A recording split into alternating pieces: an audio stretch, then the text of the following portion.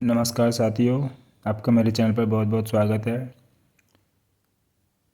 आप लोगों ने स्वास्थ्य के बारे में बहुत सारे अस्पताल, औषधालय वगैरह में अपना इलाज भी कराया होगा और आप ये भी देख रहे हैं कि पिछले कुछ सालों में हम लोगों का ऐसा इलाज किया गया कि जब वो हमको सुई लगी तो हमको बीमारियां ज़्यादा हुई हैं, कम नहीं हुई।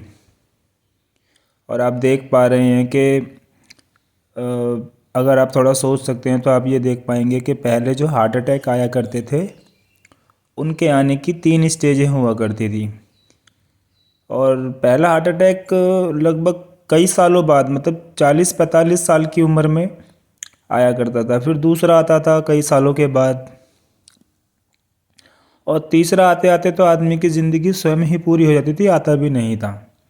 ये थी नॉर्मल स्टेज हार्ट अटैक की, इस तरह से आया करते थे। पर आप ये देखिए कि आजकल इस समय की बात कर रहा हूँ, करंट टाइम में, जो पिछले दिनों से हम सुनते आ रहे हैं कि किसी को भी हार्ट अटैक आ जाता है। 10 साल का हो, 12 साल का हो, 14 साल का, 18 साल का, 25 साल का। हमारे चारों तरफ के गांव में हर तरफ हम जब लोगों से बात कर रहे हैं, उनसे मिल रहे हैं, तो हमको समझ में आ रहा है, हमको जो साधारण तरीके से सोच पा रहे हैं कि भाई जो हमारा इलाज किया गया, उस इलाज के बाद हमने ये भी पाया था कि जब वो सुई हमको लगी तो हमको बुखार हुए हमको बुखार हुए, एलर्जी हुई, बहुत सारी चीज़ें हुई। क्योंकि जब भी कोई इलाज हमारा किया जाता है तो हम स्वस्थ होते हैं, हमें कोई तकलीफ़ नहीं होती, बल्कि हम स्वस्थ होते हैं। लेकिन उसके बाद हमें तकलीफ़ें हुई, और हम लोगों की एक गलती ये भी रही कि हमने जो जो दवाई ली, हम उसकी वेबसाइट, कंपनी की वेबसाइट पर जाके हमने उसके साइड इफ़ेक्ट के बारे में पढ़ा ही नहीं। क्योंकि हम लोगों को पढ़ना नहीं आता, हम लोग आंख बंद करके किसी का भी भरोसा कर लेते हैं, और उस भरोसे को वो किस हद तक तोड़ रहा है ये हम लोगों को पता भी नहीं चलता।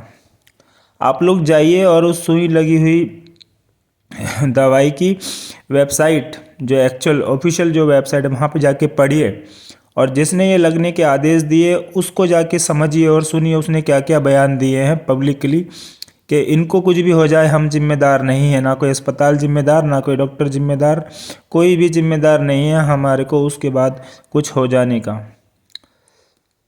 तो आप समझ पा रहे हैं, इसी ये हमारा स्वास्थ्य है। जबकि स्वास्थ्य में होना ये चाहिए कि अगर हमारे व्यक्ति को कोई बीमारी है, मान लीजिए कैंसर है, और डॉक्टर ने उसके लिए इलाज करने के लिए हाँ भर दी है कि हाँ जी मैं इलाज करता हूँ, तो हम लोग क्या करेंगे भाई, हमारे परिवार के सदस्य को कैंसर हो गया तो हम भावुक होकर अपनी पूरी पूरी कमाई, अपना घर, खेत, ज़मीन, सब कुछ बेच कर भी अपने उस व्यक्ति को बचाना चाहेंगे, क्योंकि यही हमारी प्रेम की भावना है।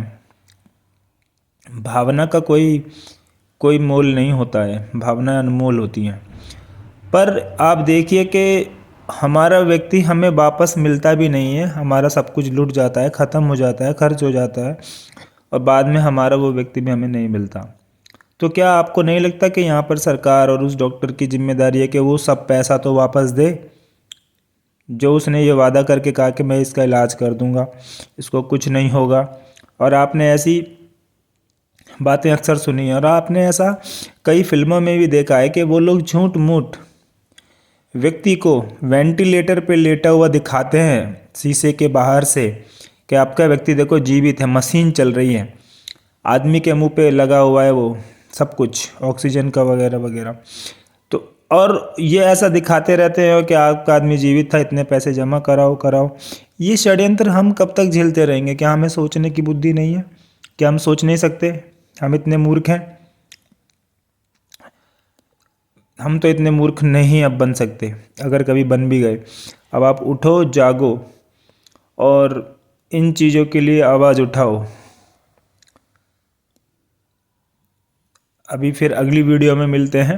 अभी ये आपको एक छोटी सी एक बात बताई गई, आप स्वयं समझदार हैं, इसके लिए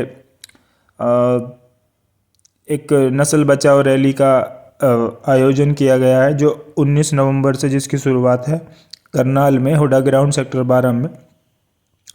जो लोग इन बातों से इत्तेफाक रखते हैं, इन बातों को सच मानते हैं, इनमें कुछ सच्चाई नज़र आती है और वो हिसाब चाहते हैं इस इलाज के बाद हुई बीमारियों का, मौतों का, तो आप अधिक से अधिक संख्या में आइए और अपने रिश्तेदारों, सगे संबंधी, मित्रों जो इस बात को सच मानते हैं, इसमें सहमति रखते हैं और इस तरह के परिवर्तन चाहते हैं कि हमारे साथ इस तरह के अन्याय कोई डॉक्टर्स ना कर पाएँ, कोई भी व्यक्ति हमारे साथ अन्याय ना कर पाए, डॉक्टर्स ही नहीं कोई भी।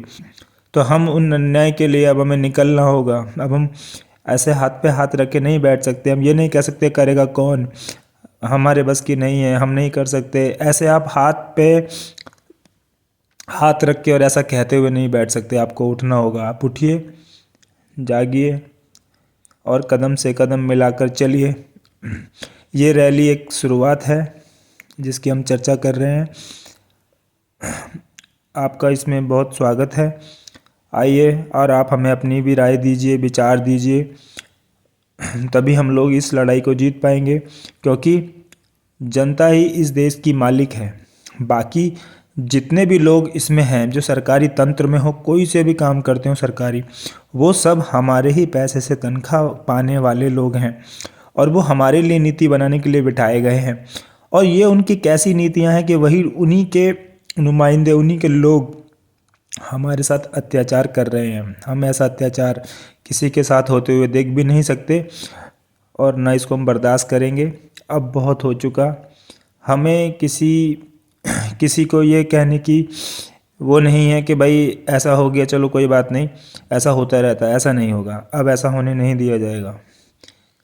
आओ इसका मिलके हम इस पर चर्चा करें। आप लोगों से आह्वान है, 19 नवंबर को रविवार का दिन है, इस रैली में पहुँचें, अधिक से अधिक पहुँचें, अपने व्यूज़ दें, अपने एक्सपीरियंस शेयर करें, किस तरह से हम लोग इस बेकार अव्यवस्था को सही व्यवस्था में परिवर्तित कर सकते हैं, इसके लिए भी अपने विचार दें। जय हिंद, जय भारत।